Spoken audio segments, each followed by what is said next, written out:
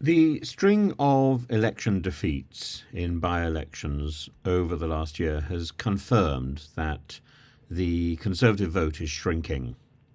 And at the same time, it's quite clear that the advantage that Labour has got between 15 and 20 percentage points in the polls has been consistent and is not dented by whatever claims are made by the Prime Minister and the government that they're getting things done. The Windsor Agreement. The Windsor Agreement was spectacular, really, but it was essentially clearing up the mess left by Boris Johnson.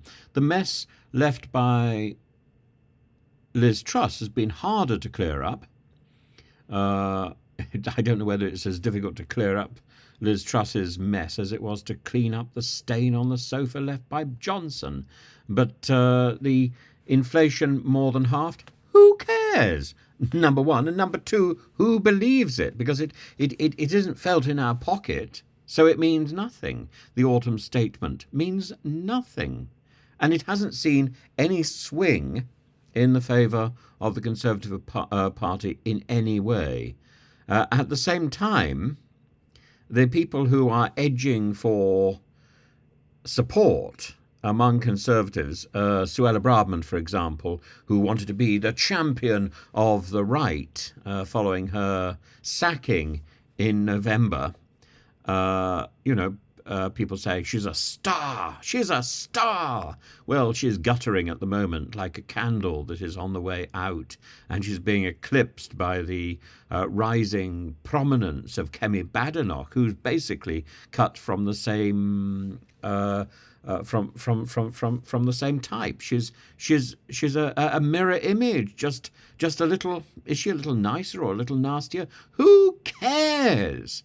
We've seen it all before. Theresa May, Priti Patel, Kemi Badenoch, Suella Braverman. It's all the same. Robert Jenrick, if you want a gender change. But it means nothing.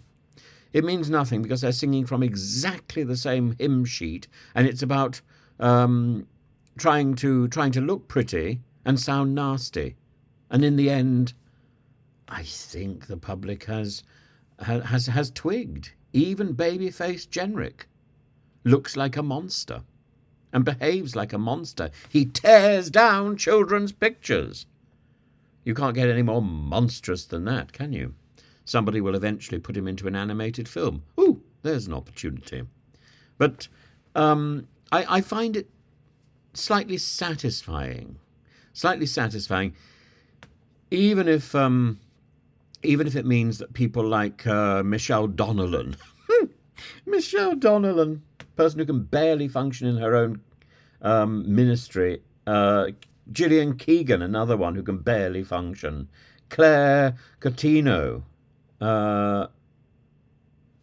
James Cleverly, all these people jockeying to replace Rishi Sunak. I think seriously they're going to be hard-pressed to retain their seat at the next election.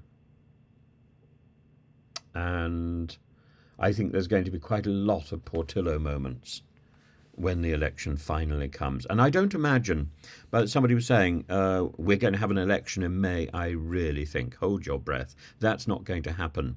The election in May is something that is being promoted by the Labour Party so that they can wag their finger at Rishi Sunak when he doesn't call an election in May. And they will say, are you frightened? Are you frightened?